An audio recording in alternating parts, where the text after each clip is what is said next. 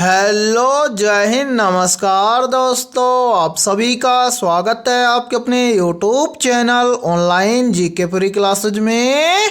आज के इस क्लास में हम रेलवे ग्रुप डी परीक्षा 2025 के लिए बहुत ही इम्पोर्टेंट क्वेश्चन लेकर आए हैं। और मेरे भाई ये सभी क्वेश्चन आपके रेलवे ग्रुप डी एग्जाम 2025 के लिए इम्पोर्टेंट रहेंगे, इसलिए इस क्लास को आपको कंप्लीट देखना है और इस क्लास के एंड में आपको बताना है कि आपके टोटल कितने क्वेश्चन सही होते हैं। और यदि आप इस चैनल से पहली बार जुड़े हैं तो चैनल को कर लीजिए सब्सक्राइब और बेल आइकन को प्रेस करना, ताकि ऐसी शानदार क्लास का नोटिफिकेशन आपको सबसे पहले देखने को मिले। ठीक है, तो चलिए शुरू करते हैं आज के इस क्लास को बिना देरी के।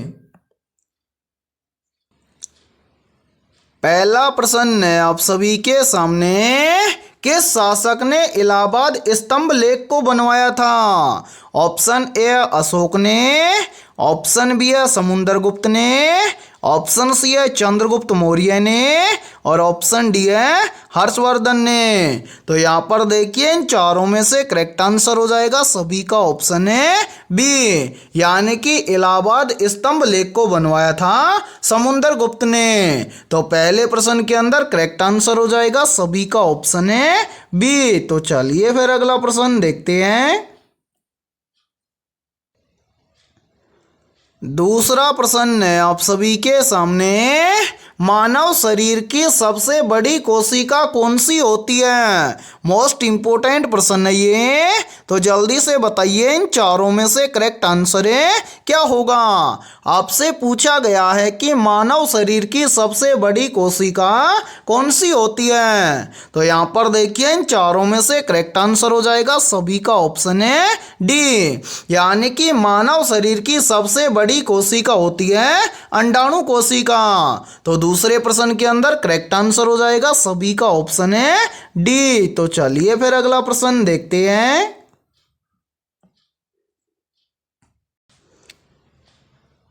तीसरा प्रश्न है आप सभी के सामने, बैरोमीटर का उपयोग किसे मापने के लिए किया जाता है? ऑप्शन ए तापमान को मापने के लिए, ऑप्शन बी है वायु दाब को मापने के लिए, ऑप्शन सी है आर्द्रता को मापने के लिए और ऑप्शन डी है ऊंचाई को मापने के लिए। तो जल्दी से बताइए इन चारों में से करेक्ट आंसर क्या होगा। आपसे पूछा गया है कि बैरोमीटर का उपयोग किसे मापने के लिए किया जाता है। तो यहाँ पर देखिए इन चारों में से करेक्ट आंसर हो जाएगा सभी का ऑप्शन है बी, यानी कि बैरोमीटर का उपयोग किया जाता है वायु दाब को मापने के लिए। तो तीसरे प्रश्न के अंदर करेक्ट आंसर हो जाएगा सभी का ऑप्शन है बी। तो चलिए फिर अगला प्रश्न देखते हैं। चौथा प्रश्न है आप सभी के सामने, कंप्यूटर में कंट्रोल प्लस जेड किसके लिए उपयोग होता है? ऑप्शन ए अंडू करने के लिए, ऑप्शन बी है रीडू करने के लिए, ऑप्शन सी है कॉपी करने के लिए और ऑप्शन डी है पेस्ट करने के लिए। तो यहाँ पर देखिए इन चारों में से करेक्ट आंसर हो जाएगा सभी का ऑप्शन है ए, यानी कि कंप्यूटर में कंट्रोल प्लस जेड उपयोग होता है अंडू करने के लिए। तो चौथे प्रश्न के अंदर करेक्ट आंसर हो जाएगा सभी का ऑप्शन है ए। तो चलिए फिर अगला प्रश्न देखते हैं।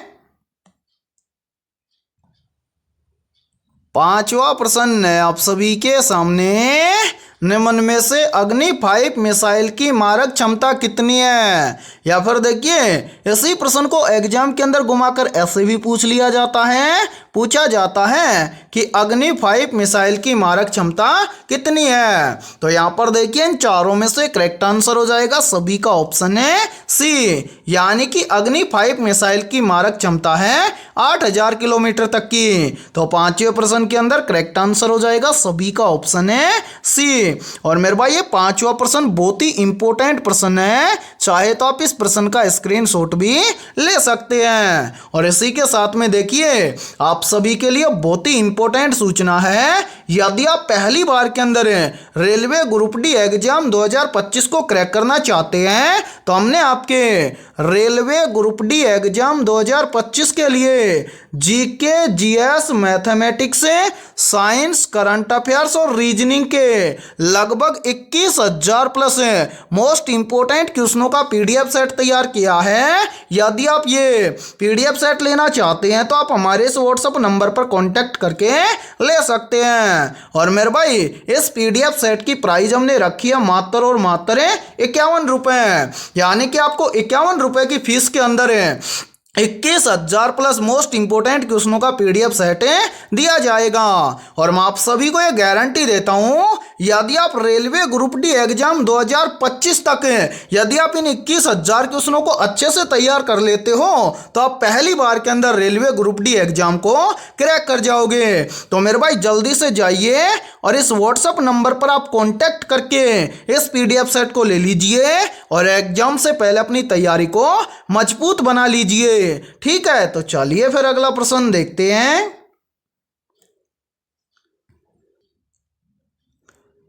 छठा प्रश्न है आप सभी के सामने, भारत में सबसे अधिक यूरेनियम किस राज्य में पाया जाता है? ऑप्शन ए है राजस्थान राज्य में, ऑप्शन बी है झारखंड राज्य में, ऑप्शन सी है आंध्र प्रदेश राज्य में और ऑप्शन डी है कर्नाटक राज्य में। तो जल्दी से बताइए इन चारों में से करेक्ट आंसर है क्या होगा।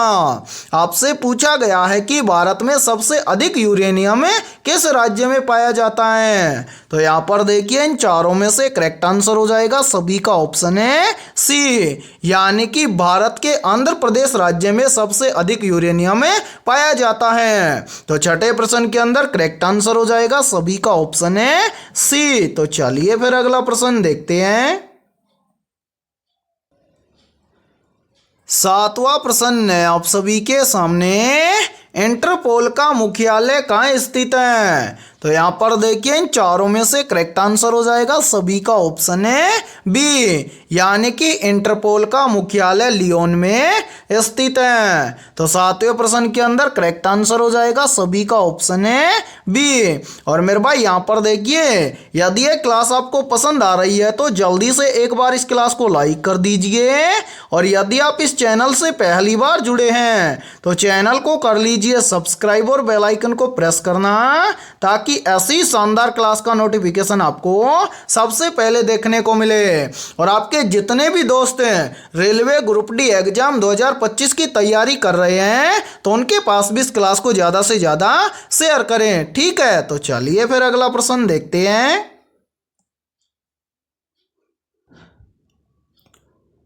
आठवां प्रश्न है आप सभी के सामने, अंतरिक्ष में जाने वाले पहले भारतीय कौन थे? यहाँ पर देखिए इसी प्रश्न को एग्जाम के अंदर घुमाकर ऐसे भी पूछा जाता है कि अंतरिक्ष में जाने वाले पहले भारतीय व्यक्ति कौन थे। तो यहाँ पर देखिए इन चारों में से करेक्ट आंसर हो जाएगा सभी का ऑप्शन है बी, यानी कि अंतरिक्ष में जाने वाले पहले भारतीय व्यक्ति थे राकेश शर्मा। तो आठवें प्रश्न के अंदर करेक्ट आंसर हो जाएगा सभी का ऑप्शन है बी। तो चलिए फिर अगला प्रश्न देखते हैं। नौवां प्रश्न है आप सभी के सामने, रक्त में हीमोग्लोबिन किससे मिलकर बना होता है? तो मेरे भाई जल्दी से बताइए इन चारों में से करेक्ट आंसर है क्या होगा। और मोस्ट इंपोर्टेंट प्रश्न है ये, चाहे तो आप इस प्रश्न का स्क्रीनशॉट ले सकते हैं या फिर आप इस प्रश्न को अपनी नोटबुक के अंदर आप नोट भी कर सकते हैं। तो यहाँ पर देखिए इन चारों में से करेक्ट आंसर हो जाएगा सभी का ऑप्शन है ए, यानी कि रक्त में हीमोग्लोबिन आयरन और प्रोटीन से मिलकर बना होता है। तो नौवें प्रश्न के अंदर करेक्ट आंसर हो जाएगा सभी का ऑप्शन है ए। और मेरे भाई यहाँ पर देखिए यहीं से एक क्वेश्चन और बनता है और काफी बार एग्जाम के अंदर पूछा जाता है कि रक्त में हीमोग्लोबिन का मुख्य कार्य क्या होता है। तो मेरे भाई याद रखना, रक्त में हीमोग्लोबिन का मुख्य कार्य होता है ऑक्सीजन का परिवहन करना। ठीक है, या फिर हम बोल सकते हैं कि मानव शरीर के अंदर जो रक्त के अंदर हीमोग्लोबिन पाया जाता है इसका मुख्य कार्य होता है ऑक्सीजन का परिवहन करना। ठीक है, तो चलिए फिर अगला प्रश्न देखते हैं। 10वां प्रश्न है आप सभी के सामने, निम्न में से पेसमेकर किस अंग से संबंधित है? या फिर देखिए इस प्रश्न को एग्जाम के अंदर घुमाकर ऐसे भी पूछा जाता है कि निम्न में से पेसमेकर का संबंध किससे है? तो यहाँ पर देखिए इन चारों में से करेक्ट आंसर हो जाएगा सभी का ऑप्शन है सी, यानी कि पेसमेकर का संबंध होता है हृदय से। तो 10वें प्रश्न के अंदर करेक्ट आंसर हो जाएगा सभी का ऑप्शन है सी। तो चलिए फिर अगला प्रश्न देखते हैं। 11वां प्रश्न है आप सभी के सामने। जब एक ध्वनि तरंग किसी सतह से टकराकर लौटती है तो इसे क्या कहते हैं? तो यहाँ पर देखिए इन चारों में से करेक्ट आंसर हो जाएगा सभी का ऑप्शन है ए, यानी कि जब एक ध्वनि तरंग किसी सतह से टकराकर लौटती है तो इसे कहते हैं परावर्तन।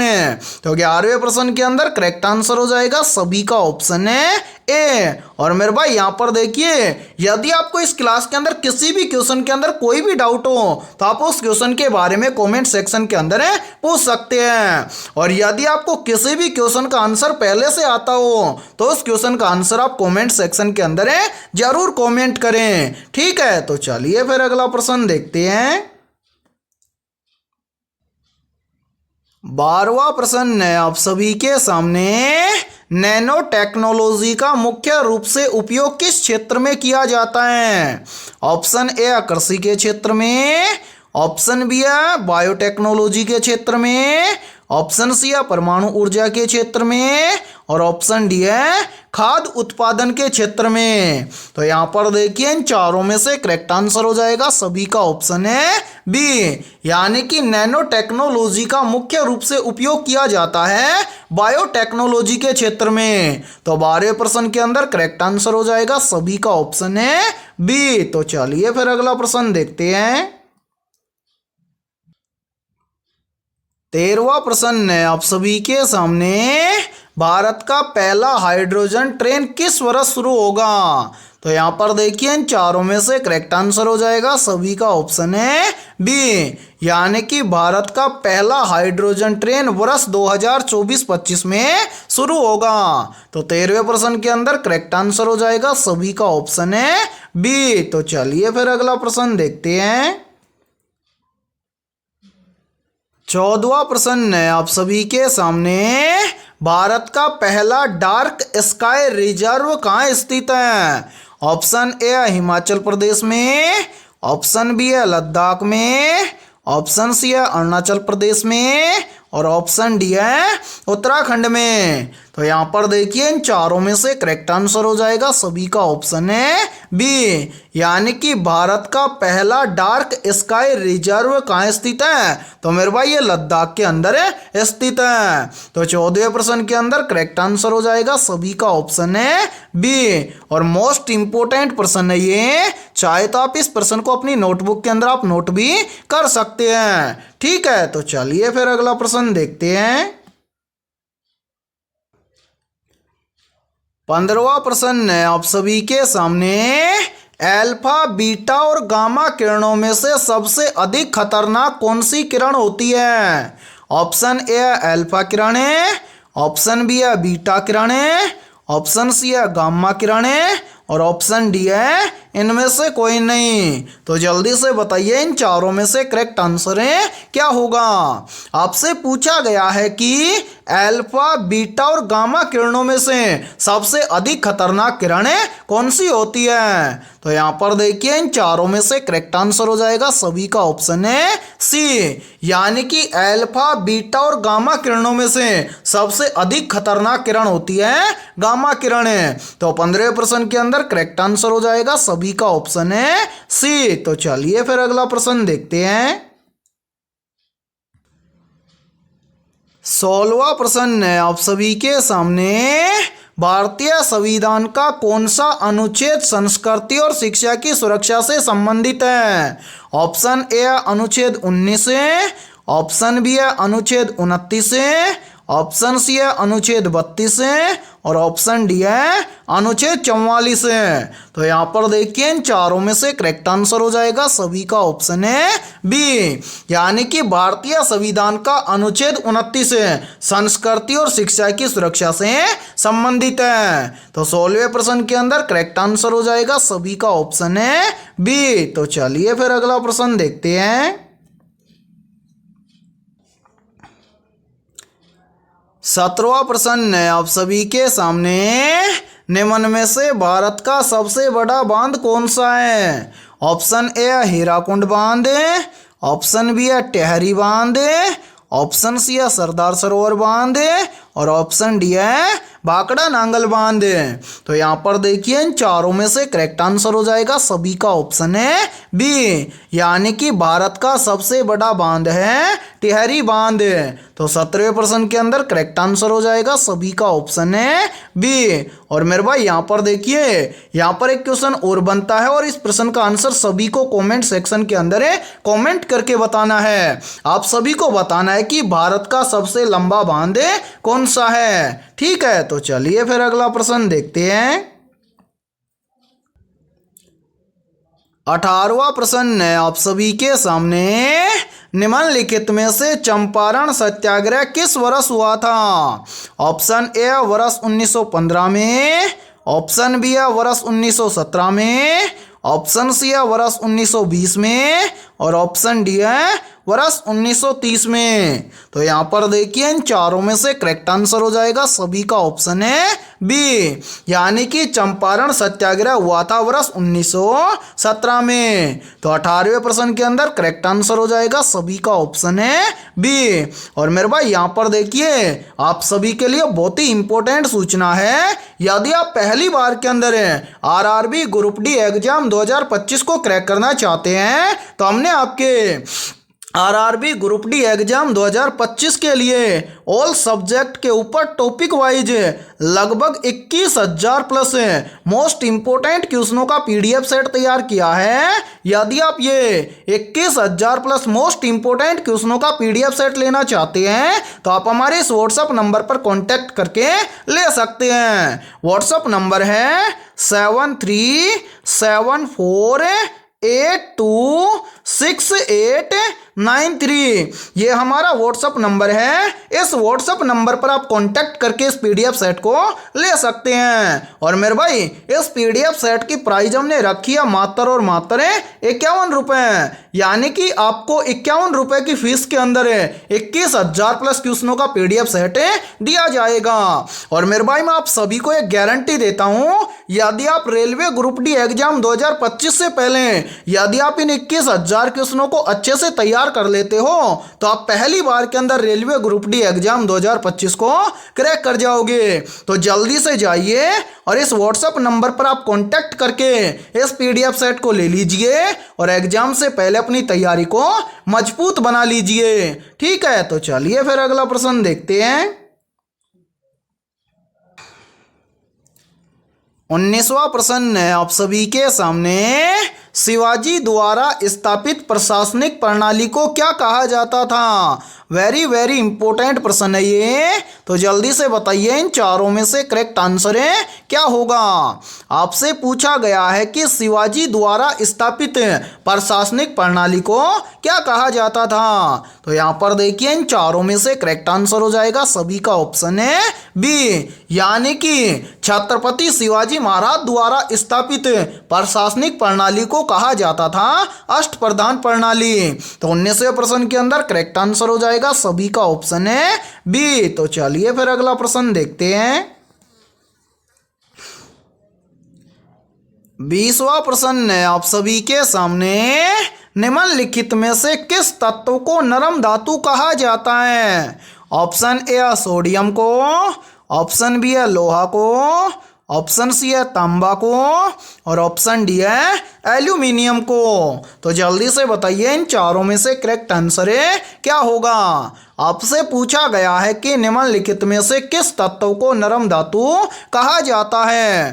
तो यहाँ पर देखिए इन चारों में से करेक्ट आंसर हो जाएगा सभी का ऑप्शन है ए, यानी कि जो सोडियम तत्व है इसको नरम धातु कहा जाता है। तो 20वें प्रश्न के अंदर करेक्ट आंसर हो जाएगा सभी का ऑप्शन है ए। ठीक है, तो मेरे भाई आज की इस क्लास के अंदर इतना ही। यदि ये क्लास आपको पसंद आई है तो जल्दी से एक बार इस क्लास को लाइक कर दीजिए, और यदि आप इस चैनल से पहली बार जुड़े हैं तो चैनल को कर लीजिए सब्सक्राइब और बेल आइकन को प्रेस करना, ताकि ऐसी शानदार क्लास का नोटिफिकेशन आपको सबसे पहले देखने को मिले। और आज की इस क्लास के अंदर हमने 20 बहुत ही इंपॉर्टेंट क्वेश्चन करवाए हैं। तो इन 20 में से आपके कितने क्वेश्चन सही हुए हैं सभी को कॉमेंट सेक्शन के अंदर कॉमेंट करके बताना है। और जिन भी अभ्यर्थियों के इन 20 में से लगभग 18 प्लस क्वेश्चन सही हुए हैं तो समझना उनकी तैयारी बेहतर है। तो फिर मिलते हैं ऐसे ही बेहतरीन क्वेश्चनों के साथ सुबह 7 बजे।